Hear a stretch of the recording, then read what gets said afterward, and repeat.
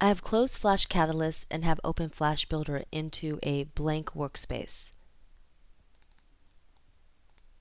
This is the Flex project file created in Flash Catalyst that I want to now open in Flash Builder. In Flash Builder, I am selecting File, Import Flex Project.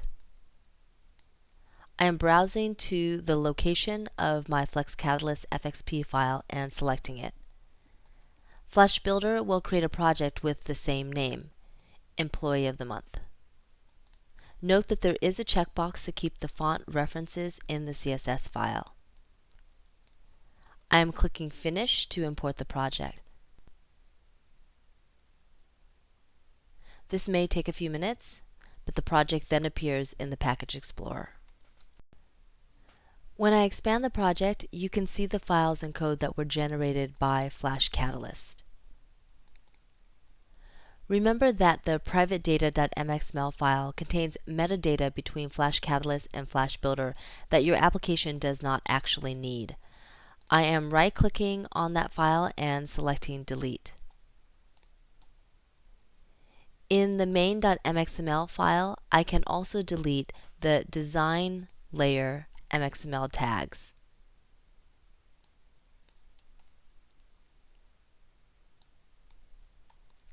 When I save the file, you can see that I do not get any compile errors. I could also delete these extra namespaces, but they are so widely used throughout the code that it is a commitment to spend the time and find them to remove them all.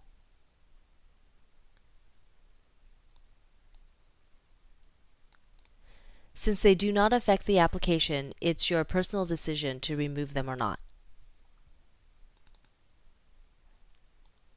I'm opening the Employee of the Month list skin.mxml file and looking for the data group container that has the item renderer property. You can see that it references the repeated item 1 class. Since it's a best practice to name all components descriptively, I am right-clicking on the repeated item 1.mxml file and choosing to rename it Employee of the Month Repeated Item. When I click OK, the class name is changed and all reference to it in the code are also updated. In earlier videos of this series, you learned many ways to integrate data into your Flex applications in Flash Builder. In this video, I will add data to my component by using the Flash Builder Data Services Wizard.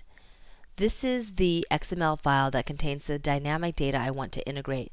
You can see that the nodes in the XML file are named differently than the data in the hard-coded array collection instance.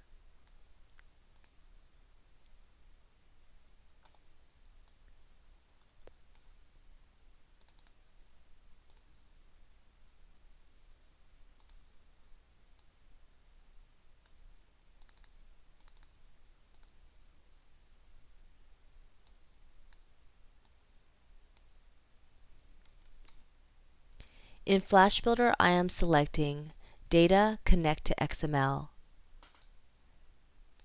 and then selecting URL for the XML source value. I am copying and pasting the URL for the XML file into the URL property and clicking the Invoke button.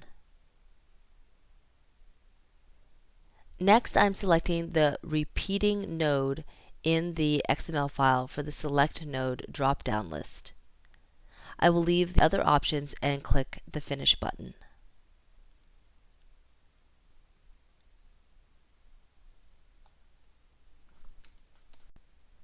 You can see that the newly defined data connection is listed in the Data Services view. I am switching to the Design mode to bind data to the list control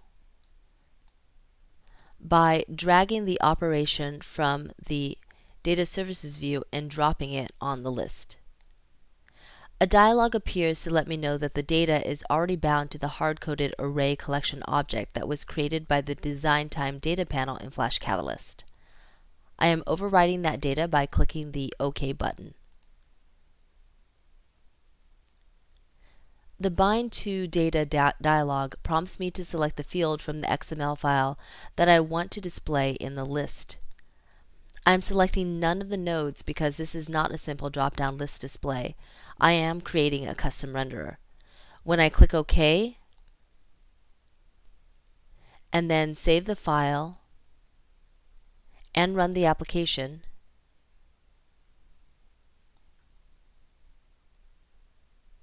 you can see that the application doesn't display any of the data. I'm closing the browser window and returning to Flash Builder.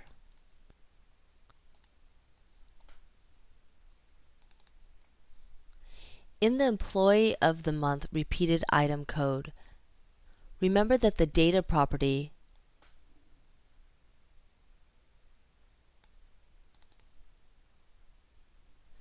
is referencing the data from the design time data. I need to update the values to reflect the data from the XML file. For the employee name, I am updating the data to reference the data.name node. The month text will reference data.month, and the image will reference data.image. When I save the file and run the application, you can see that the display now renders from the dynamic data.